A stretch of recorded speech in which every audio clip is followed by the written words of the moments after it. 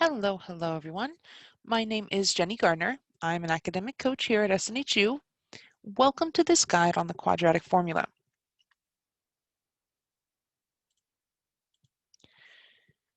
We will begin today by figuring out what the quadratic formula is, how we use it, and then we'll go over a couple examples.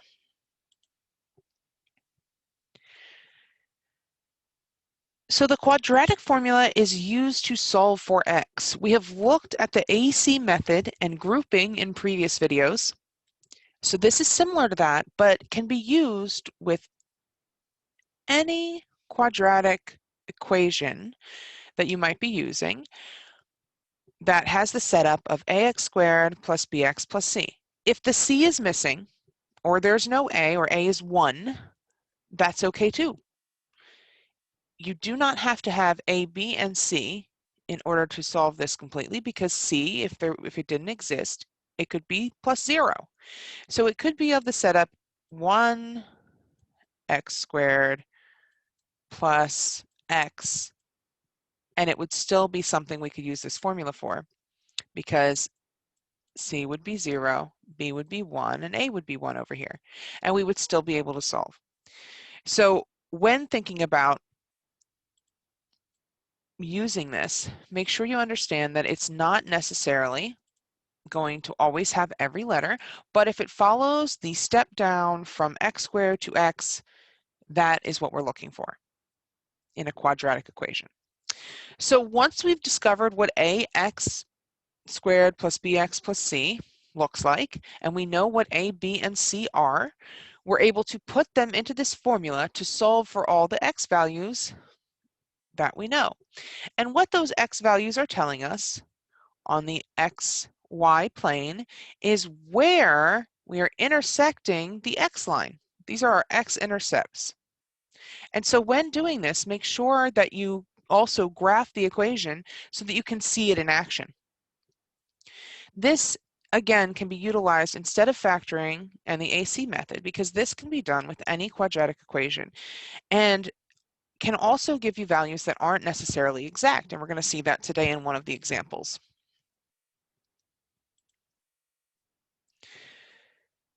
So this value is going to end up having an exact value here, and I have the exact values written down here, but let's try it out ourselves.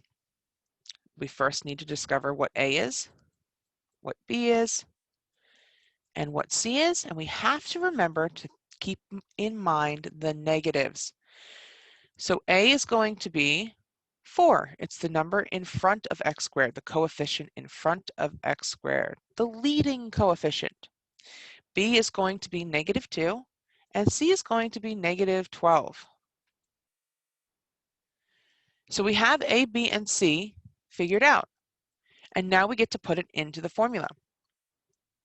So it's a -b at the beginning. So that means a negative -2 plus or minus the square root of b squared, again, -2 squared, minus 4 times a, which is 4, times c, which is -12,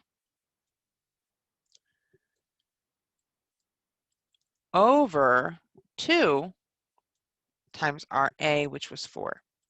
Now I know this looks long, and I know it looks complicated, but we'll start with the innermost thing and work our way out using the order of operations. We're going to start with the thing inside all the way in the middle of this formula and start with the exponent that's underneath the square root, and we'll go outwards from there until we've solved this formula. So looking at this,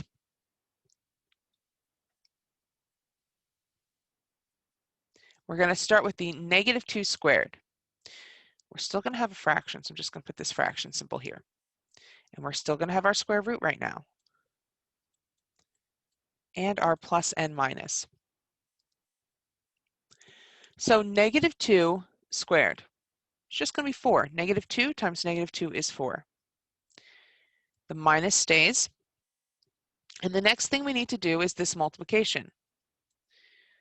4 times 4 times -12.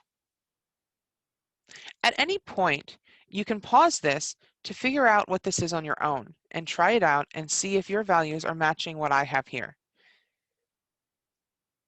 So 4 times 4 times a negative 12 is going to be a negative 192, and we still have that subtraction because I did not include that in the multiplication.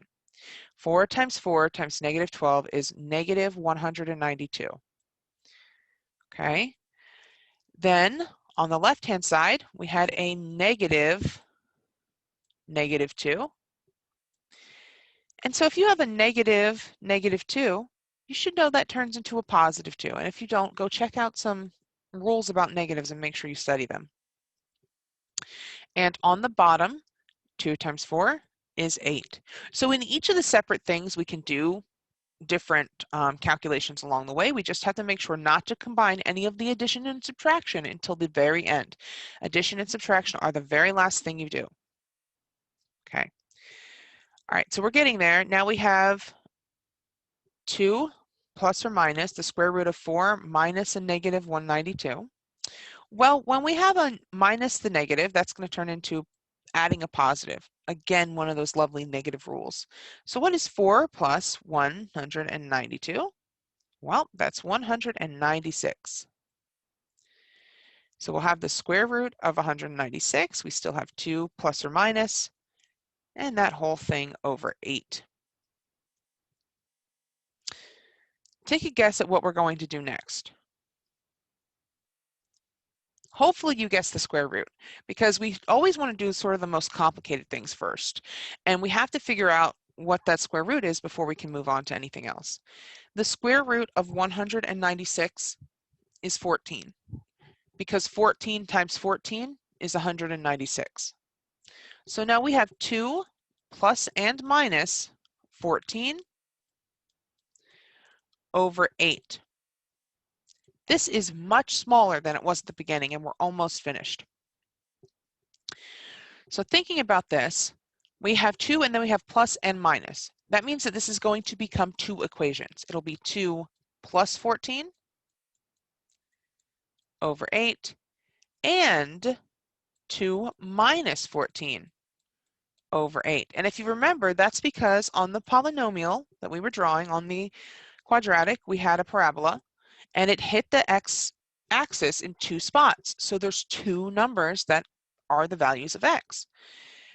Sometimes those numbers can be the same number if we're looking at something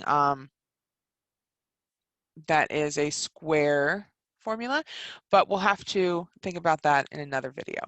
This one, we have 2 different values here, 2 plus 14 over 8, or 16 divided by 8, which is 2. So x equals 2. And then we have 2 minus 14 over 8, which is a negative 12 over 8, which reduces to r negative 3 over 2.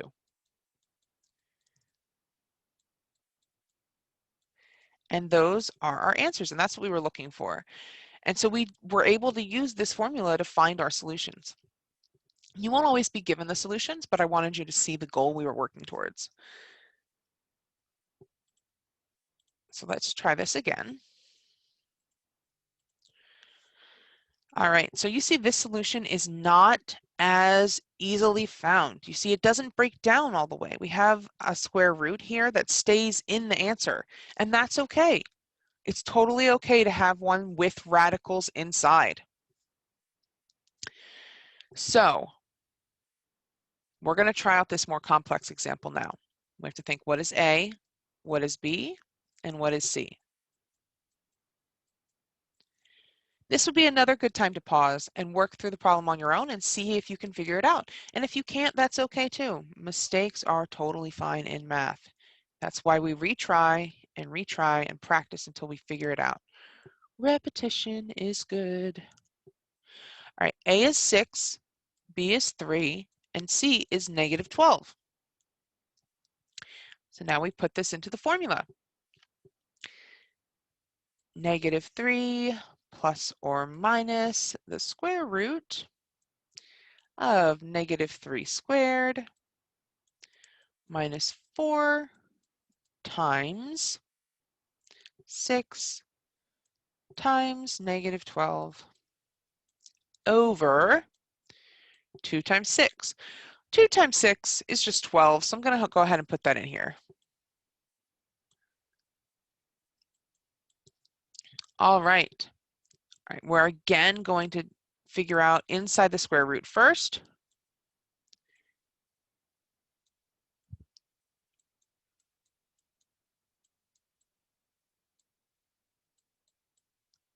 So thinking about this, we have -3 squared.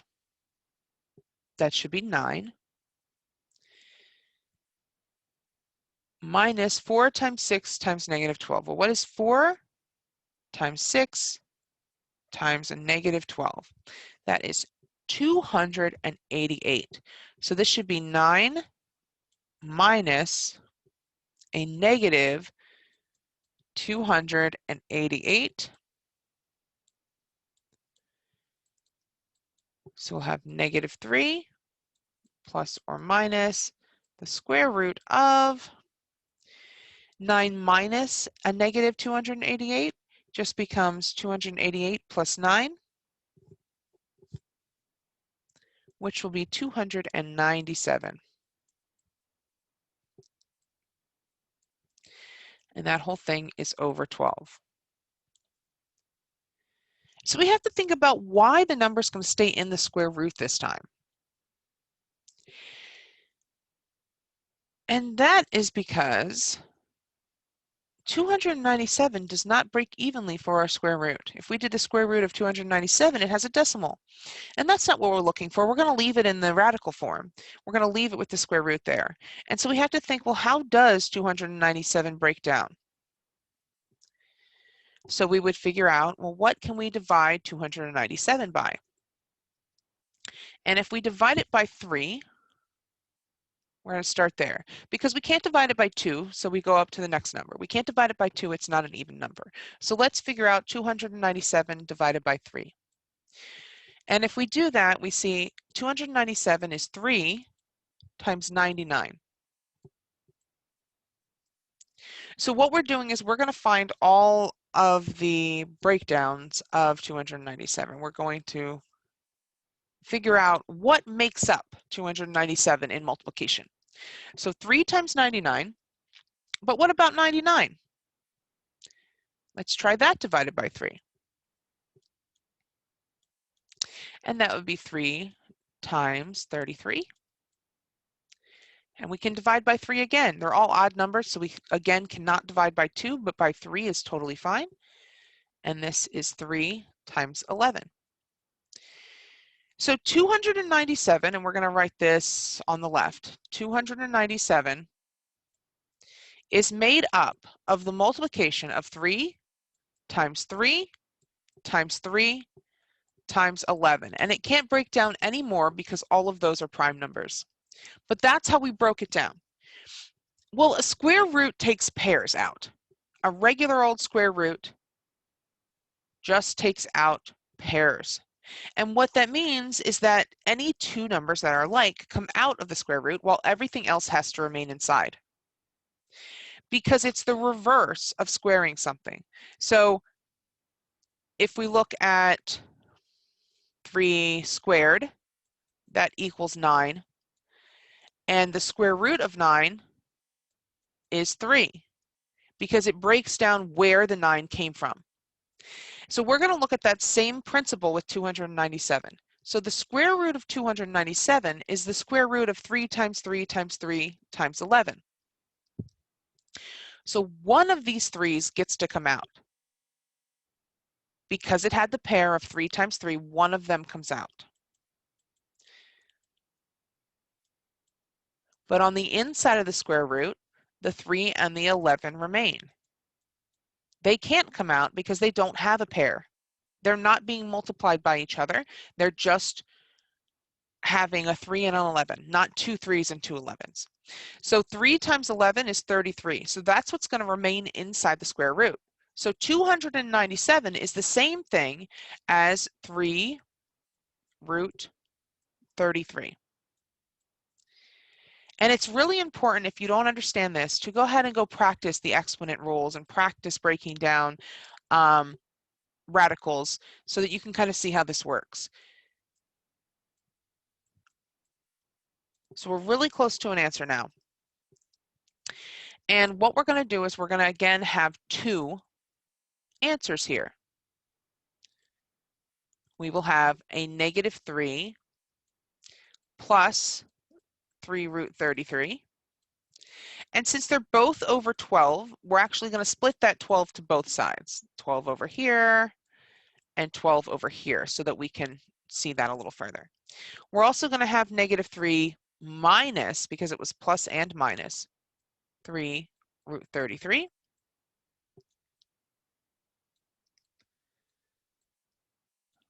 And we're going to split up that as well so that we can find the final answer. So those will both also be divided by 12. The reason we can't just combine a -3 plus a 3 root 33 is the same reason we wouldn't be able to combine a -3 and a 3x. They're different. The root 33 is sort of its own term, and we cannot combine it with something that is just a whole number. So we can't add or subtract the -3 and the 3 root 33. Instead, we have to separate them like this. So if we solve this, -3 divided by 12 is -1 over 4 plus 3 root 33 divided by 12. Well, 3 divided by 12 is 1/4.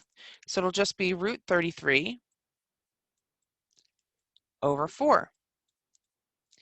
And on the right-hand side, same sort of thing. It becomes -1/4, but this time minus root 33 over 4.